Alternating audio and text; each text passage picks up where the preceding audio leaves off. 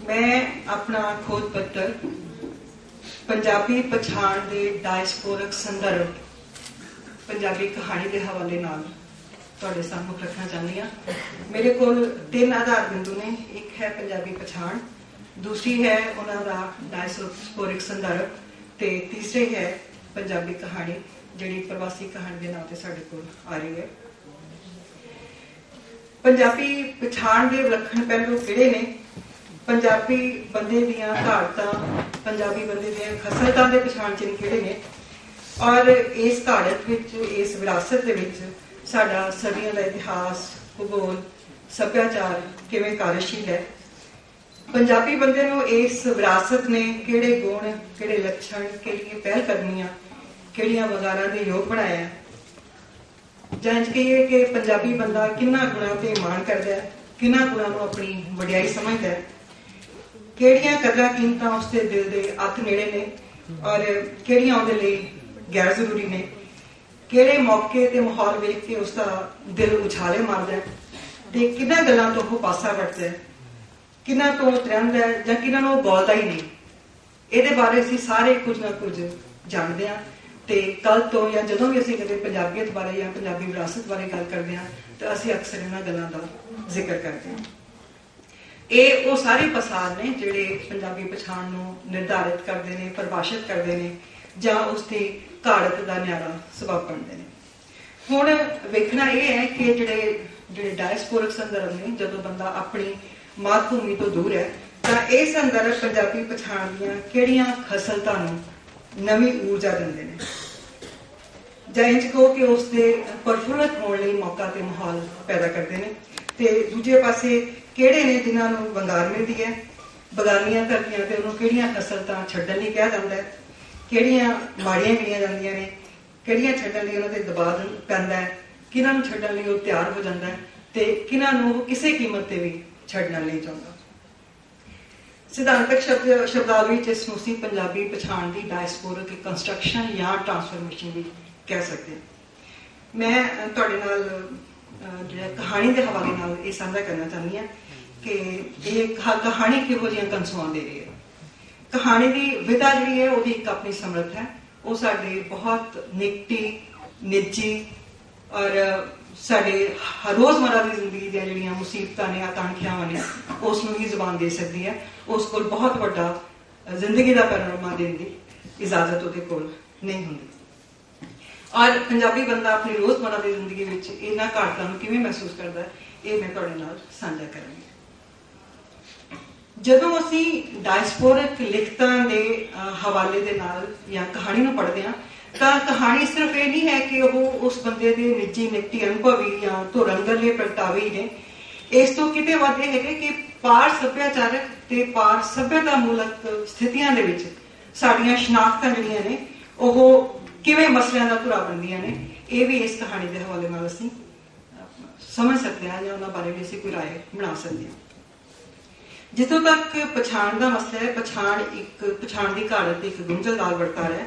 ਇਸ ਵਿੱਚ ਸਾਡੀ ਜੈਨੇਟਿਕਸ, ਸਾਡਾ ਭੂਗੋਲ, ਸਾਡਾ ਇਤਿਹਾਸ, ਸਾਡਾ ਧਰਮ, ਦਰਸ਼ਨ, ਸਾਡੀਆਂ ਰੀਤਾਂ, ਰਸਮਾਂ, ਮਿੱਥਾਂ, ਪਰੰਪਰਾਵਾਂ, ਸਾਡਾ ਖਾਣ ਪੀਣ, ਗੀਤ ਸੰਗੀਤ, ਕੰਮ ਧੰਦੇ, ਕਦਰਾਂ ਕੀਮਤਾਂ, अणगिणत एहियां चीज़ां ने जिहड़ियां कि युगा जवंतरां तो किवें ते किंज कार्यशील ने, इसका असीं अंदाजा भी ला सकते।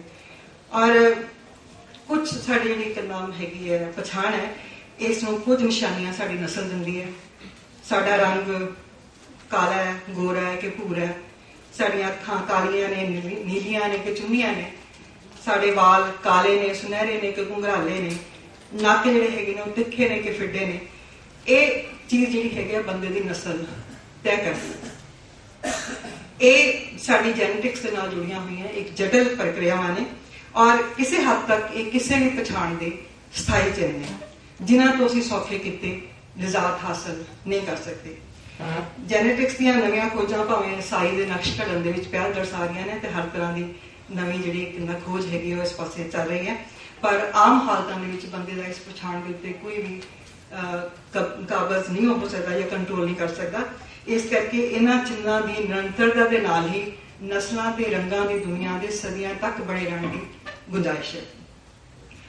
और एक मतलब सभ्याचारक तौर तरीके भी हैगा कि ਅਸੀਂ ਆਪਣੀ ਨਸਲੀ ਸ਼ੁੱਧਤਾ ਤੇ ਨਿਰੰਤਰਤਾ ਦਾ ਲੋਭ ਜਿਹੜਾ ਹੈਗਾ ਉਹ ਵੀ ਸਾਡਾ ਇੱਕ ਸਹਿਜ ਪ੍ਰਤੀਮਾਨ ਹੈ। ਇਸ ਪ੍ਰਸੰਗ ਦੇ ਵਿੱਚ ਪੰਜਾਬੀ ਜੀਨ ਕਿੰਨਾ ਤਕੜਾ ਹੈ, ਕਿੰਨਾ ਨਰੋਆ ਹੈ, ਸਿਰੇ ਦੀ ਗਰਮੀ ਸਿਰੇ ਦੀ ਸਰਦੀ ਜਜ਼ਬ ਕਰਨ ਦੀ ਇਹਦੀ ਕਿੰਨੀ ਸਮਰੱਥਾ ਰੱਖਦਾ ਹੈ।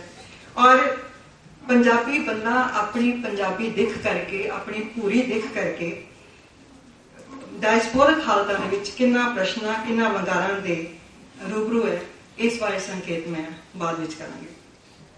ਜਿਵੇਂ ਸਾਡੀ ਪਛਾਣ ਦੇ ਕੁਝ ਜੈਨੇਟਿਕ ਪਹਿਲੂ ਨੇ, ਐਵੇਂ ਹੀ ਸਾਡੇ ਕੁਝ ਭੌਤਿਕ ਪਹਿਲੂ ਨੇ ਜਿਹੜੀ ਸਾਡੀ ਸ਼ਨਾਖਤਾਂ ਦਾ ਹਿੱਸਾ ਬਣੇ ਹੋਏ ਨੇ। ਉਹ ਅਸਲ ਵਿੱਚ ਸਾਡੀ ਸੱਭਿਆਚਾਰਕ ਘਾੜਤ ਹੈ, ਜਿਹੜੀ ਕਿ ਸਾਡਾ ਪੁਸ਼ਤਾਂ ਦਾ ਇਤਿਹਾਸ ਹੈ, ਸਾਡਾ ਸਦੀਆਂ ਦਾ ਇਤਿਹਾਸ ਹੈ। ਔਰ ਉਹ ਅਚੇਤ ਸੁਚੇਤ ਆਪਣੀ ਮੌਜੂਦਗੀ ਜਿਹੜੀ ਹੈ ਉਹ ਜ਼ਾਹਰ ਕਰਦਾ ਰਹਿੰਦਾ। ਔਰ ਬੜੀਆਂ ਹੀ ਜਿਹੜੀਆਂ ਪਰੰਪਰਾਵਾਂ ਨੇ, ਸਾਡੀਆਂ ਸੱਭਿਆਚਾਰਕ ਪਰੰਪਰਾਵਾਂ ਨੇ, ਉਹਨਾਂ ਦੇ ਰਾਹੀਂ ਨਿਰੰਤਰ ਕਾਰਜਸ਼ੀਲ ਹੁੰਦਾ ਹੈ। ਸਾਡੀ ਵਿਆਹ ਸੰਸਥਾ ਕਿਹੋ ਜਿਹੀ ਹੈ, ਕਿਹੋ ਜਿਹੀਆਂ ਰੀਤਾਂ ਰਸਮਾਂ ਨੇ, ਜਨਮ ਮੌਤ ਦੁੱਖ ਸੁੱਖ ਨੂੰ ਅਸੀਂ ਕਿਵੇਂ ਮੁਖਾਤਬ ਹੋਣਾ, ਇਹ ਸਾਰਾ ਕੁਝ ਸਾਡੇ ਜੀਵਨ ਜਾਲ ਦੇ ਵਿੱਚ ਸ਼ਾਮਲ ਹੈ। ਔਰ ਇਹ ਉਹ ਰੀਤਾਂ ਨੇ ਜਿਹੜੀਆਂ ਸਾਡੇ ਪੁਰਖਿਆਂ ਨੇ ਲੰਮੇ ਸਮਾਜਿਕ ਅਮਲ ਦੇ ਵਿੱਚ ਸਾਨੂੰ ਸਭਿਅਕ ਬਣਾਉਣ ਲਈ ਘੜੀਆਂ ਨੇ। ਔਰ ਸਾਡੇ ਜਨਮ ਤੋਂ ਪਹਿਲਾਂ ਤੇ ਸਾਡੇ ਮਰਨ ਤੋਂ ਬਾਅਦ ਵੀ ਇਹ ਕਾਰਜਸ਼ੀਲ ਰਹਿੰਦੀਆਂ ਨੇ, ਆਪਣੀ ਕਾਰਗੁਜ਼ਾਰੀ ਵਿਖਾਉਂਦੀਆਂ ਰਹਿੰਦੀਆਂ।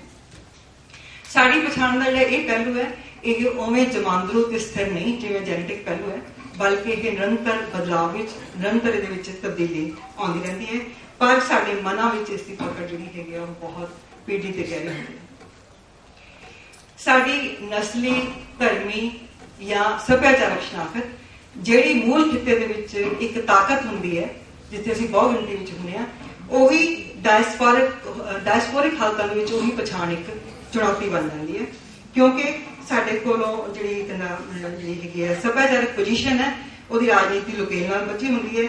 ਇਸ ਕਰਕੇ ਡਾਇਸਪੋਰਿਕ ਪਛਾਣਾਂ ਦਾ ਆਪਣੇ ਮੂਲ ਖਿੱਤੇ ਤੋਂ ਪਰੇ ਪਰਾਈਆਂ ਧਰਤੀਆਂ ਤੋਂ ਹੋਣਾ ਹੀ ਸਮੱਸਿਆਗ੍ਰਸਤ ਹੁੰਦਾ ਹੈ।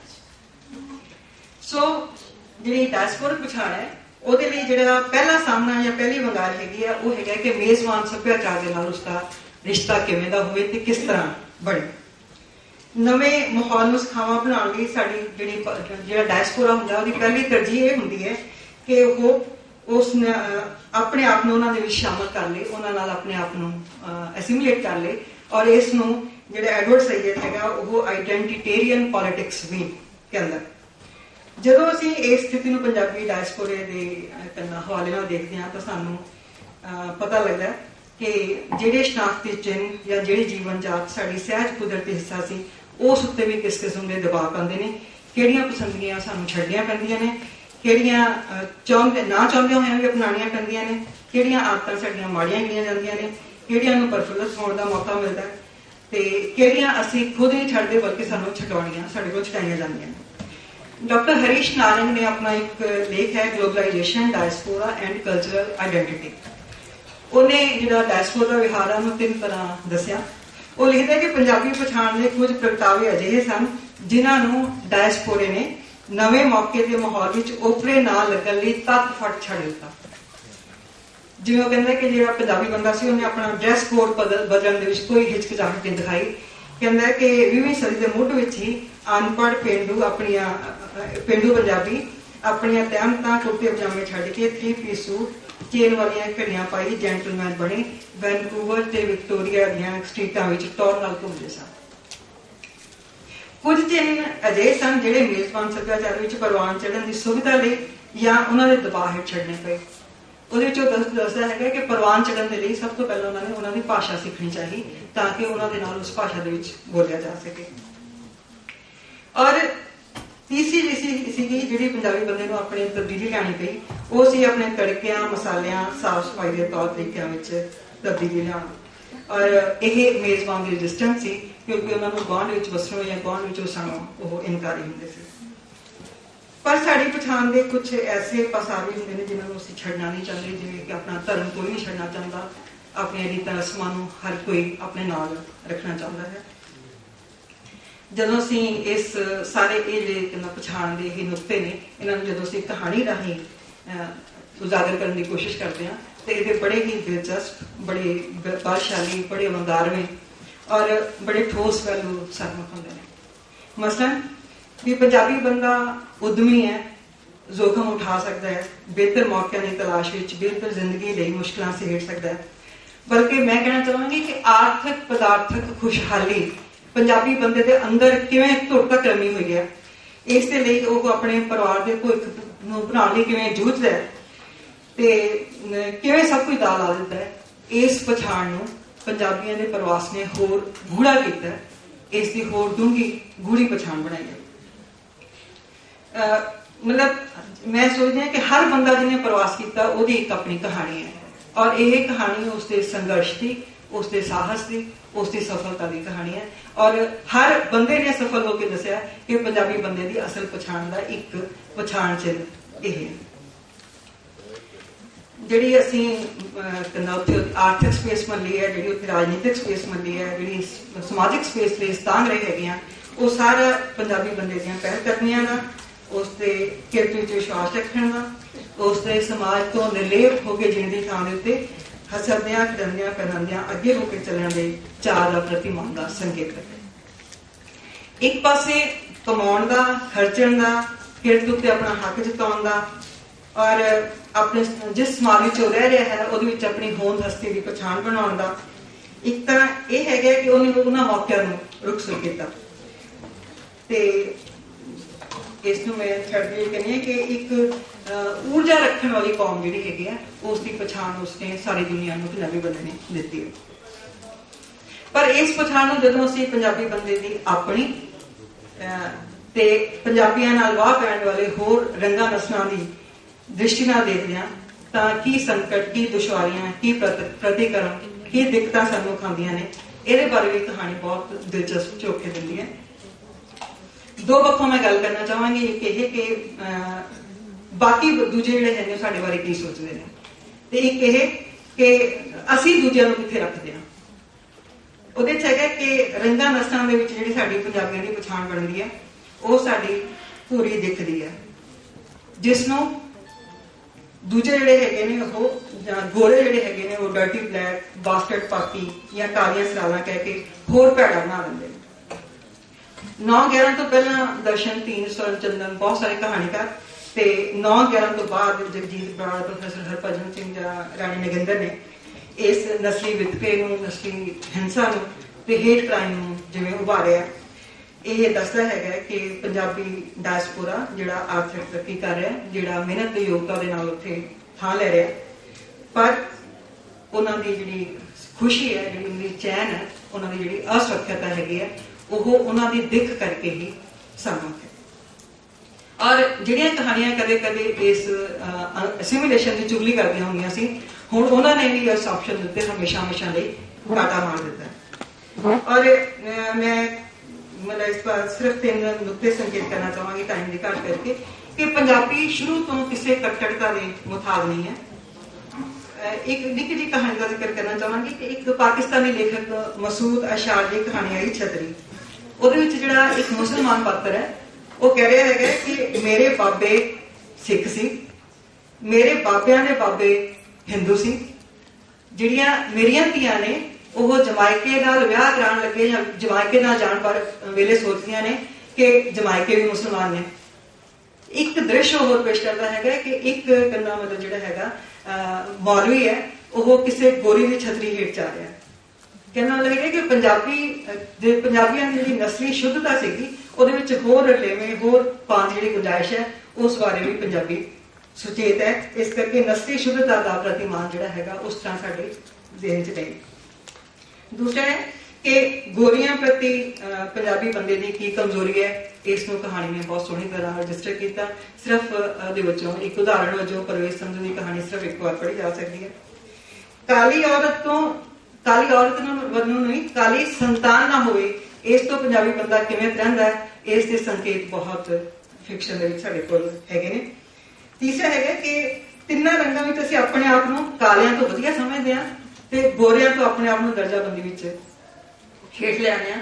ਇਹਦੇ ਬਾਰੇ ਵੀ ਇੱਕ ਬਹੁਤ ਸਾਥੀ ਲੁਧਿਆਣਵੀ ਦੀ ਕਹਾਣੀ ਹੈ ਫॉर सेल, ਇਹ ਪੜ੍ਹਨੀ ਚਾਹੀਦੀ, ਮੈਂ ਦੱਸਣਾ ਨਹੀਂ ਚਾਹਾਂਗੀ। समय की घट करके मैं धर्म बारे, तिथां त्योहारां बारे या विआह जन्म मौत बारे साडे की रीतां रवां ने इन्हां बारे छड्ड के सिर्फ ਜਿਹੜੇ कीमत प्रबंध के हवाले ਨਾਲ ਜਿਹੜੇ मुद्दे ते मसले केंद्रीयता ग्रहण कर रहे हैं उन्होंने बारे जिक्र करांगे।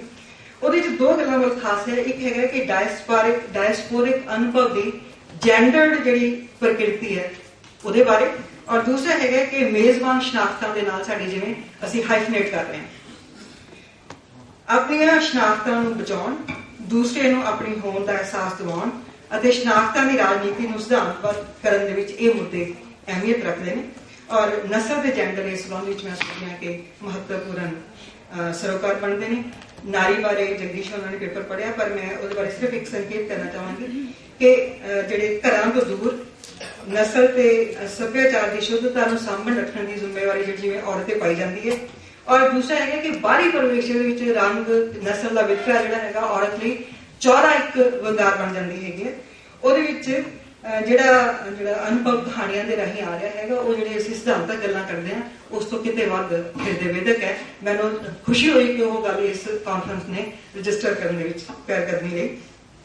ਪਰ ਪੰਜਾਬੀ ਔਰਤ ਜਿਹੜੀ ਪੋਜੀਸ਼ਨ ਲੈ ਰਹੀ ਹੈ ਨਸਲੀ ਵਿਤਕਰੇ ਪ੍ਰਤੀ, ਜਮਾਤੀ ਵਿਤਕਰੇ ਪ੍ਰਤੀ, ਆਪਣੀ ਭਾਈਚਾਰੇ ਵੱਲੋਂ, ਆਪਣੇ ਪਰਿਵਾਰ ਵੱਲੋਂ ਹੋ ਰਹੇ ਜਾਂਦੇ ਵਿਤਕਰੇ ਪ੍ਰਤੀ, ਉਹ ਮੈਂ ਸਮਝਦੀ ਹਾਂ ਕਿ ਔਰਤ ਦੀ ਜਿਹੜੀ ਡਾਇਸਪੋਰਿਕ ਕੰਸਟਰਕਸ਼ਨ ਹੈ ਉਹ ਪੰਜਾਬੀ ਬੰਦੇ ਦੀ ਡਾਇਸਪੋਰਿਕ ਕੰਸਟਰਕਸ਼ਨ ਨਾਲੋਂ ਕਿਤੇ ਵੱਧ ਸਿਫਤੀ ਹੈ। ਇਸ ਦਾ ਇੱਕ ਪ੍ਰਮਾਣ ਤੁਸੀਂ ਰਾਤੀ ਫਰੰਗੀਆਂ ਦੇ ਨੂੰ ਕਹਾਣੀ ਰਾਹੀਂ ਵੀ ਦੇਖਿਆ। ਲਾਸਟ ਮੈਂ ਸੰਕੇਤ ਕਰਨਾ ਚਾਹਾਂਗੀ ਭਾਸ਼ਾ ਬਾਰੇ। ਡਾਇਸਪੋਰਿਕ ਸਥਿਤੀਆਂ ਨੇ, ਜਿਵੇਂ ਕਿ ਡਾਕਟਰ ਸਾਹਿਬ ਨੇ ਦੱਸਿਆ ਕਿ ਜਿੱਥੇ ਸੱਭਿਆਚਾਰਕ ਤੇ ਨਸਲੀ ਰਲੇਵਾਂ ਬੜੇ ਜ਼ੋਰ ਸ਼ੋਰ ਦੇ ਨਾਲ ਚੱਲ ਰਿਹਾ, ਉਸ ਦੇ ਵਿੱਚ ਸਾਨੂੰ ਆਪਣੀਆਂ ਭਾਸ਼ਾਈ ਸ਼ਨਾਖਤਾਂ ਜਿਹੜੀਆਂ ਨੇ ਉਹਨੂੰ ਸਾਂਭ ਸਕਣ ਦੀਆਂ ਦਾ ਫਿਕਰ ਵੀ ਜਿਹੜਾ ਹੈਗਾ ਮੁੱਢਲੀਆਂ ਤਰਜੀਹਾਂ ਵਿੱਚ ਸ਼ਾਮਲ ਹੋ ਰਿਹਾ। ਬੋਲੀ ਡਾਇਸਪੋਰਿਕ ਹਾਲਤਾਂ ਦੇ ਵਿੱਚ ਭਾਵੇਂ ਕੋਈ ਵੀ ਸਮਾਜਿਕ ਪ੍ਰਕਾਰਜ ਨਾ ਨਿਭਾਉਂਦੀ ਹੋਵੇ, ਭਾਵੇਂ ਕੋਈ ਵੀ ਆਰਥਿਕ ਮੁੱਲ ਨਾ ਰੱਖਦੀ ਹੋਵੇ, ਪਰ ਫਿਰ ਵੀ ਉਸ ਦੀ ਜਿਹੜੀ ਮਿਸਟੀਕਲ ਸਪਿਰਿਚੁਅਲ ਵੈਲਿਊ ਹੈ ਉਸ ਤੋਂ ਅਸੀਂ ਇਨਕਾਰੀ ਨਹੀਂ ਹੋ ਸਕਦੇ। ਜਿਨ੍ਹਾਂ ਨੇ ਰੂਟਸ ਨਾਵਲ ਪੜ੍ਹਿਆ ਉਹਨਾਂ ਨੂੰ ਇਸ ਗੱਲ ਦਾ ਅਹਿਸਾਸ ਹੋਏਗਾ ਕਿ ਡਾਇਸਪੋਰਿਕ ਸੁੰਨਤਾ ਦੇ ਵਿੱਚ ਜਿਹੜੀ ਸੁੰਨਤਾ ਦੀ ਸਥਿਤੀ ਹੈ ਉਹਦੇ ਵਿੱਚ ਮਾਂ ਬੋਲੀ ਦੇ ਕੁਝ ਲਫ਼ਜ਼ ਹੀ ਜਿਹੜੇ ਹੈਗੇ ਨੇ ਉਹ ਜਲਾਵਤਨ ਹੋਈਆਂ ਆਵਾਜ਼ਾਂ ਦੇ ਵਿਆਪਕ ਸਮੁੰਦਰ ਬਣ ਜਾਂਦੇ ਨੇ। ਔਰ ਮਤਲਬ ਇਸ ਦਾ ਬੋਲੀ ਦਾ ਸਾਡੀ ਪਛਾਣ ਨਾਲ ਕੀ ਰਿਸ਼ਤਾ ਹੈ ਉਹ ਨਾਵਲ ਬੜੀ ਖੂਬਸੂਰਤੀ ਦੇ ਨਾਲ ਸਾਹਮਣੇ ਲੈ ਕੇ ਆਉਂਦਾ। ਡਾਇਸਪੋਰੇ ਨੇ ਅੰਗਰੇਜ਼ੀ ਵੱਲ ਸ਼ਿਫਟ ਕਰ ਜਾਣਾ, ਇਹ ਪ੍ਰਤਿਮਾਨ ਇੱਕ ਪਾਸੇ ਪ੍ਰਤਿਮਾਨ ਹੈ, ਪਰ ਜਿਹੜਾ ਹੈਗਾ ਨਵੀਂ ਪੀੜ੍ਹੀ ਦੇ ਲਈ ਪੰਜਾਬੀ ਭਾਸ਼ਾ ਅਪ੍ਰਸੰਗਿਕ ਨਾ ਹੋ ਜਾਵੇ, ਇਹਦੇ ਬਾਰੇ ਸਾਨੂੰ ਬਹੁਤ ਸੁਚੇਤ ਰਹਿਣ ਦੀ ਲੋੜ ਹੈ। ਇਹਦੇ ਬਾਰੇ ਮੈਂ ਸਿਰਫ ਇੱਕ ਤ੍ਰਿਪਤ ਭੱਟੀ ਦੀ ਇੱਕ ਮਿੰਨੀ ਕਹਾਣੀ ਹੈ। ਉਹਦੇ ਵਿੱਚੋਂ ਕਹਿੰਦਾ ਹੈਗਾ ਕਿ ਮੈਂ ਇੱਕ ਗੁਰਦੁਆਰੇ ਗਿਆ ਤਾਂ ਮੈਂ ਜਾ ਕੇ ਦੇਖਿਆ ਕਿ ਸੰਗਤ ਲੰਗਰ ਛਕ ਰਹੀ ਸੀ। ਉਹਦੇ ਵਿੱਚ ਇੱਕ ਬੱਚਾ ਸਿਰ ਤੇ ਪਟਕਾ ਬੰਨੀ ਲੰਗਰ ਵਰਤਾ ਰਿਹਾ ਸੀ। ਕਹਿੰਦਾ ਮੈਨੂੰ ਬਹੁਤ ਉਹਦੀ ਮਾਂ ਲਈ ਵੀ ਮੇਰੇ ਮਨ 'ਚ ਬਹੁਤ ਸਤਿਕਾਰ ਆਇਆ ਕਿ ਦੇਖੋ ਇਹਨਾਂ ਸਥਿਤੀਆਂ ਵਿੱਚ ਜੂੜੇ ਸਮੇਤ ਬੱਚੇ ਨੂੰ ਪਾਲ ਰਹੀ ਹੈ, ਤਾਂ ਵੀ ਬਹੁਤ ਵਧੀਆ ਗੱਲ ਹੈ। ਔਰ ਬੱਚੇ ਨੂੰ ਇਹ ਕਦਰ ਦੇ ਰਹੀ ਹੈਗੀ ਆ ਕਿ ਇਸ ਨੇ ਕਹਿੰਦਾ ਮਤਲਬ ਲੰਗਰ ਵਰਤਾਉਣਾ। ਉਹ ਕਹਿੰਦਾ ਲੰਗਰ ਵਰਤਾਉਂਦਾ ਉਹ ਬੱਚਾ ਮੇਰੇ ਕੋਲ ਆਇਆ ਤਾਂ ਉਹਦੇ ਹੱਥ ਵਿੱਚ ਰਹਿਤਾ ਸੀ ਜਾਂ ਨਹੀਂ ਸੀ, ਪਰ ਉਹ ਕਹਿ ਰਿਹਾ ਸੀ ਯੋਗਰਟ। ਕਹਿੰਦਾ ਮੈਂ ਕਿਹਾ ਕਿ ਇਹ ਯੋਗਰਟ ਨਹੀਂ ਬੇਟੇ, ਇਹਨੂੰ ਦਹੀਂ ਚਾਹੀਦਾ ਜਾਂ ਰਹਿਤਾ ਚਾਹੀਦਾ। ਕਹਿੰਦਾ ਉਸ ਤੋਂ ਬਾਅਦ ਉਹ ਦੁਬਾਰਾ ਆਇਆ ਤੇ ਉਹ ਖੀਰ ਵਰਤਾ ਰਿਹਾ ਸੀ ਤੇ ਮੈਂ ਉਹਨੂੰ ਕਿਹਾ ਕਿ ਬੱਚੇ ਇਹਨੂੰ ਪੁਡਿੰਗ ਚਾਹੀਦਾ। ਤਾਂ ਕਹਿੰਦਾ ਮਾਂ ਜਿਹੜੀ ਸੀ ਉਹ ਦੂਰ ਖੜੀ, ਉਹ ਕਹਿੰਦੀ ਕਿ ਨੋ ਪੰਜਾਬੀ ਇੰਗਲਿਸ਼ ਓਨਲੀ। ਤੇ ਕਹਿੰਦਾ ਮੈਂ ਉਸਨੂੰ ਕਿਹਾ ਕਿ ਫਿਰ ਜੇ ਇਹ ਗੱਲ ਹੈਗੀ ਤਾਂ ਜਿਹੜਾ ਕੋਪੇ ਦੇ ਸਿਰ ਤੇ ਬੰਨਿਆ ਹੋਇਆ ਉਹਦਾ ਕੀ ਫਾਇਦਾ, ਜਦੋਂ ਜੇ ਭਾਸ਼ਾ ਦਾ ਤੇ ਸੱਭਿਆਚਾਰ ਦਾ ਰਿਸ਼ਤਾ ਅਸੀਂ ਨਹੀਂ ਬਣਾਉਂਦੇ ਤਾਂ ਅਸੀਂ ਕਿਸ ਕਿਸਮ ਦੀ ਜਿਹੜੀ ਹੈਗੀ ਉਸ ਭਾਸ਼ਾ ਨੂੰ ਅਸੀਂ ਅੱਗੇ ਦੇ ਲਵਾਂਗੇ। ਆਖਰੀ ਗੱਲ ਕਿ ਡਾਇਸਪੋਰਿਕ ਕਹਾਣੀ ਦੇ ਪ੍ਰਤੱਖਣ ਤੇ ਸੋਚ ਨੂੰ ਤਾਕਤ ਆਪਣੀ ਪਛਾਣ ਤੋਂ, ਆਪਣੇ ਸੱਭਿਆਚਾਰ ਤੋਂ, ਆਪਣੀ ਬੋਲੀ ਤੋਂ ਹੀ ਮਿਲੇਗੀ। ਇਹ ਉਸ ਦੀਆਂ ਜੜ੍ਹਾਂ ਨੇ। ਜੜ੍ਹਾਂ ਦੀ ਤਾਕਤ ਲੈਣ ਲਈ ਇਹ ਬਿਲਕੁਲ ਜ਼ਰੂਰੀ ਨਹੀਂ ਹੈ ਕਿ ਜਿਹੜੇ ਆਰਥਿਕ ਪਦਾਰਥਕ ਮੌਕੇ ਪੰਜਾਬੀ ਡਾਇਸਪੋਰੇ ਨੂੰ ਮਿਲੇ ਨੇ ਉਹਨਾਂ ਨੂੰ ਤਲਾਂਜੀ ਦਿੱਤੀ ਜਾਵੇ, ਪਰ ਇਹ ਤੈਅ ਹੈ ਕਿ ਪੰਜਾਬੀ ਪਛਾਣ ਨਾਲ ਸਾਂਝ ਤੇ ਸਰੋਕਾਰਤਾ ਉਸ ਨੂੰ ਮਾਨਸਿਕ, ਆਤਮਿਕ ਤੇ ਕਲਪਨਾਤਮਕ ਪੱਖੋਂ ਹੋਰ ਸਮਰਿੱਧ ਅਤੇ ਸਬਲ ਬਣਾਏਗੀ। ਬਹੁਤ ਬਹੁਤ